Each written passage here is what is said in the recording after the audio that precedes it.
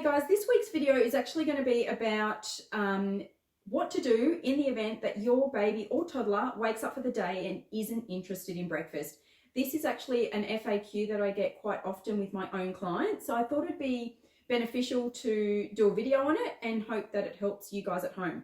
So first things first, all depends on when your baby's last feed is through the night. So my number one tip here is, first of all, the closer it gets to your baby's wake up time, so whether that's 5 a.m, 6 a.m, 7 a.m, the least amount of milk you want to be offering. So usually my rule of thumb to my clients is anything after around 3 a.m, if they wait for a feed, totally okay. We don't want to deny them with a feed, but whatever you offer them is to offer them a least amount of milk. So whether that's 4 or 5 minutes on the breast if you're breastfeeding, so you time it, or it might be 40 to 60 mils of milk in the bottle. Because what we want to do at that point in the morning, if around 3 to 5, 6 a.m, is take the edge off, get them back to sleep, but not get them sleeping for long, huge periods of time, because we don't want them really full and content and to wake up in the morning full and content. We don't want that. We want them to wake up for the day between 6 and 7-ish, depending on what time they went to bed, and be ravenously hungry. That's the key to success here.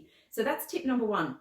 Tip number two is, when they do wake up for the day, if they're under the age of 12 months and you're offering them milk first, we want to offer them a smaller amount of milk to begin with, especially for babies obviously on solids. So anywhere between 6 and 12 months, we want to offer them milk to begin with to start their day, but we don't want to be giving them a huge amount of milk first thing in the morning. So we don't want to be offering them both sides. And if it's bottle feeding, we don't want to be offering them a full bottle, which at that age might be anywhere between 120 to 180 mils.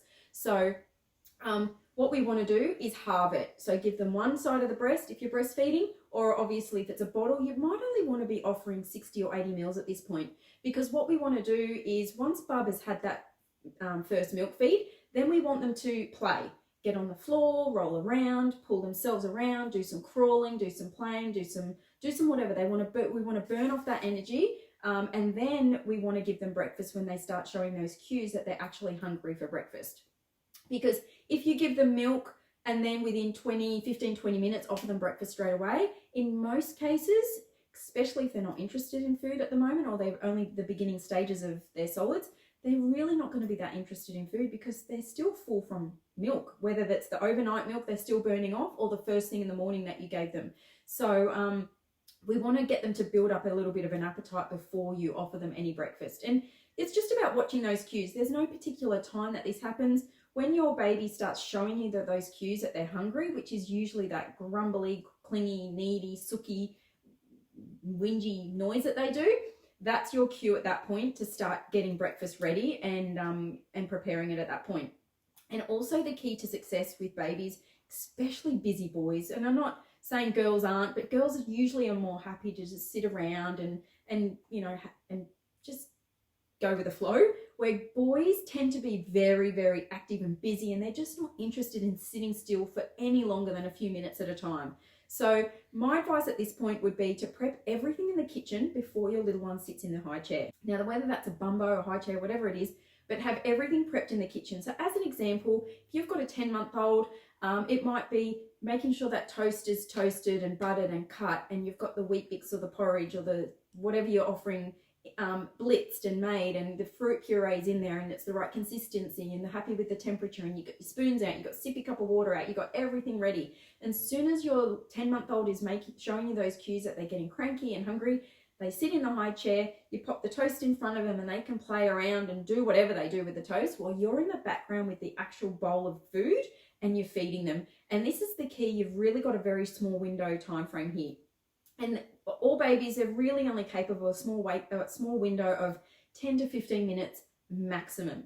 That's maximum. Before they will start showing you those cues that they're full, they will start spitting out the food, they'll start pushing it away, they'll start arching their back, and they want to get out. And that doesn't necessarily mean that they're full. It just means that your moment's gone. They're done, they're bored, they're over it, they want to get out and they want to play. And anything that happened before that was your opportunity for food, and anything after that, your moment's gone. So, and that's obviously really important with breakfast, because that's going to set up your whole day. And if you can get breakfast right and get breakfast, successful, then your whole day is going to flow, hopefully a lot better. And you can use that technique during the day as well, for lunch and then for dinner. Dinner, you usually got a longer period of time to offer dinner, and in some cases dessert if that's what you're doing. But in particular breakfast, I do get a lot of mums that come to me and say that their baby or toddler is just not interested in eating breakfast, and that's usually because they're either digesting the milk that they've had through the night, or they've had too much of a big feed of milk first thing in the morning and you're offering breakfast too soon. So like I said in the very beginning, spacing it out, getting them to burn off whatever calories of milk that they've had previous, to burn that off so they are genuinely hungry, because your little one isn't going to be overly interested in eating unless they're genuinely hungry. And what you might find, you pop them in, they only have a few mouthfuls, and that's just not ideal, because then you're just on the back foot all day with food and you're kind of chasing your tail, which, you know, isn't ideal. So yeah, look, I hope that helps. I hope that can maybe set you up in the right direction when it comes to offering breakfast and, you know, tweaking things with your milk. And that's the thing, we don't want to not offer milk. We want to continue to do that, and they don't want to miss out on milk. And then after breakfast is done and finished, then at that point you can offer them the second portion of the milk, and that's something I did forget to mention just earlier. So and that might be before nap time, and I'm a huge advocate for offering milk before nap time, because it's really good indicator that we know that your little one is going to be full and content prior to them going down for a nap, and that's going to also increase your chances of getting a good nap and a better nap if they're fuller for longer. So if you are only offering, you know, one side of the breast or half a bottle when they wake up, then they have breakfast, you know, at 45 minutes, an hour later, then obviously an hour or so after that, or before they go down for their nap, they can have the other half of the milk that they normally would have had first thing in the morning. So they're not missing out on milk. We're just kind of splitting the load a little bit to create more room and more interest for breakfast. So I hope that helps. Inside the app, you do have a personalized food guide depending on the age of your child. That might help guide you on what they can and can't have. And also, if you do have any other queries or questions, please feel free to ask them inside the community.